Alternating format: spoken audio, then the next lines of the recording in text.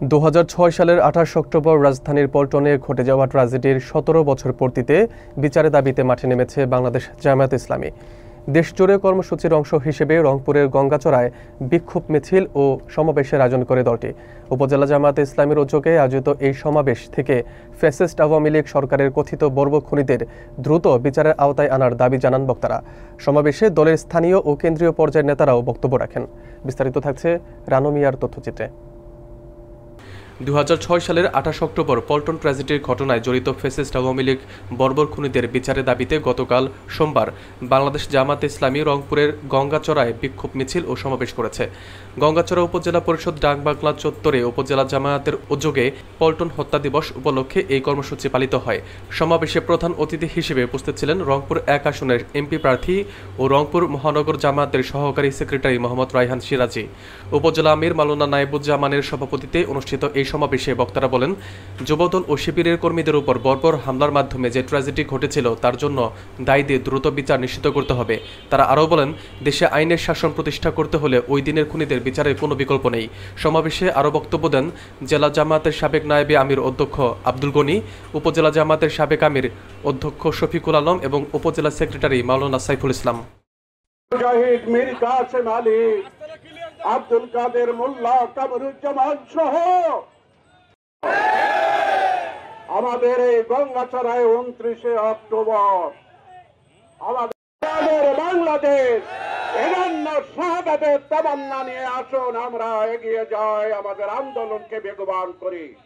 সবাইকে আন্তরিক মোবারকবাদ জানিয়ে সংক্ষিপ্ত কথা এখানে শেষ করছি। আসসালামু আলাইকুম। জননেতা রায়হান সিরাজি আজকে এই বিক্ষোভ উত্তর সমাবেশের আয়োজন করেছে। উক্ত সমাবেশের সম্মানিত 1757 সালের 23শে জুন মীর জাফরের ষড়যন্ত্রের কারণে নবাব সিরাজউদ্দৌলার পতনের মধ্য দিয়ে এই ভারতীয় উপমহাদেশে ব্রিটিশরা আধিপত্য বিস্তার লাভ করে।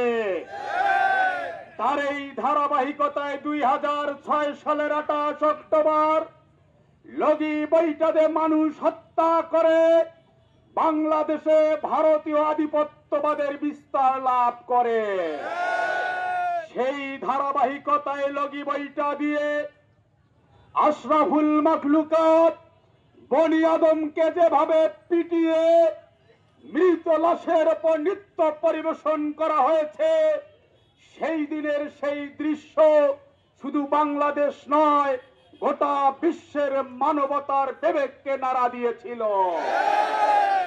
ইসলাম সুজামিয়া পীর সাহেবের নেতৃত্বে আমাদের ভাইদের রক্তের দাগ লেগে আছে। আমরা সেই ইতিহাস ভুলে নাই। আগামীতে লড়াই, আমরা লড়াই এবং সংগ্রাম করে টিকেছিলাম। আগামীতে লড়াই এবং সংগ্রামের মাধ্যমে আমরা বিদায় নিয়েই ঘরে ফিরবো ইনশাআল্লাহ। আপনারা কষ্ট করে সময় দিলেন, এজন্য সকলকে আন্তরিকভাবে ধন্যবাদ এবং মোবারকবাদ জানাচ্ছি। এবং বিদায় না হওয়া পর্যন্ত আমরা জেগে থাকবো এই প্রত্যাশা ব্যক্ত করে আমাদের প্রোগ্রাম আজকে এখানেই সমাপ্তি ঘোষণা করছি।